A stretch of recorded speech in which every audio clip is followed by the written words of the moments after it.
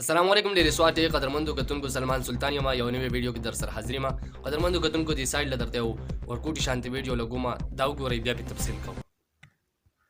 چې کله نوح علیه السلام کشته لا نه درخ کړي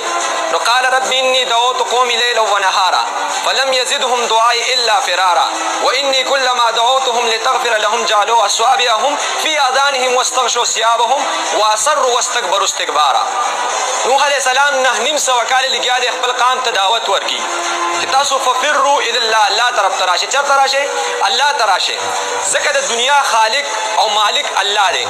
نو چې کوم خالق دا کائنات له تخلیق ورکړل دی هغه خالق په دې کائنات باندې په صحیح معنو کې پوهیږي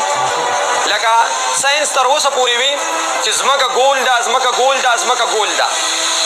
یو څو ورځې مخکې ریسرچ وشو چې ځمکه ګول نه ده بلکې ځمکه د بیزوي شکل د هګۍ د شکل په شانتې ده سوره نازعات کې الله پاک 1500 کاله مخکې ویلي چې ځمکه ګول نه ده بلکې ځمکه د څه په شانتې ده د هګۍ په شکل کې ده ځکه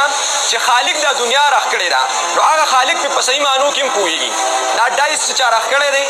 هغې سړي ته پته ده چې ما په کوم ځای کې میخ ټک وهلی په کوم ځای کې دې ته ما ربر ورکړلی په کوم ځای کې دې کې ما څومره ګتا او لرګي استعمال کړلی ځکه تخلیق کوونکی هغه دی نو کله نوح علیه السلام خپل قوم ته دعوت ورکړي 9.5 کاله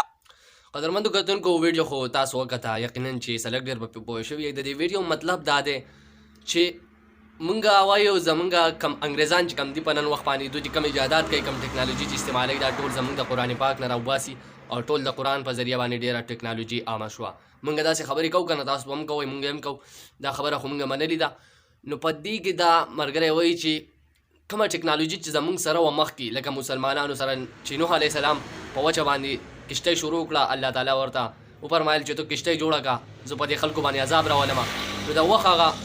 قوم چې کوم د نوح علیه السلام قوم چې کوم پسې خندله وایي دا کومې دغه کوي لکه اوس مو خیال کړی مونږ چې خاندو چې انګریزانو نن دا شی ایجاد کړی دا شی ایجاد کړی دی مونږ ورپسې خندا کوو چې دا دونه شي کولی او داسې چللی هغه چللی نو دغې طریقې سره که مونږ خیال وکړو نو دا ټولې طریقې دوی د قرآن پاک نه راوباسي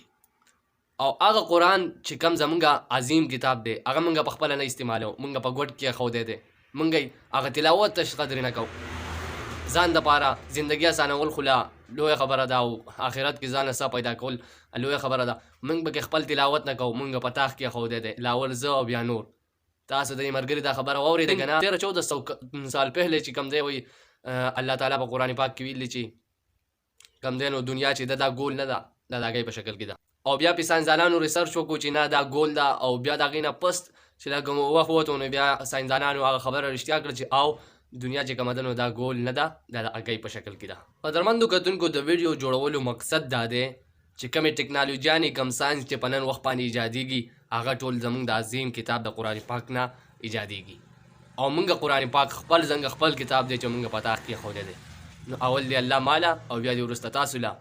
اوس او توفیق راکړي چې موږ خپل قرآن راواخلو تلاوت پکې وکړو یاد یې کړو پسې نه کېږدو ترجمه یې وکړو ځان پرې پوه کړو چې الله موږ ته په قرآن پاک کې څه ویلي دي او خپله زندګي پرې تېره کړو خپل آخرت پرې خوشحاله نور اسلامک ویډیوز دپاره زموږ چینل سبسکرایب کړئ ویډیو که مو خوښه شوي نو ویډیو لایک کړئ اجازت راکړئ د بلې ویډیو پورې د لوی الله په امان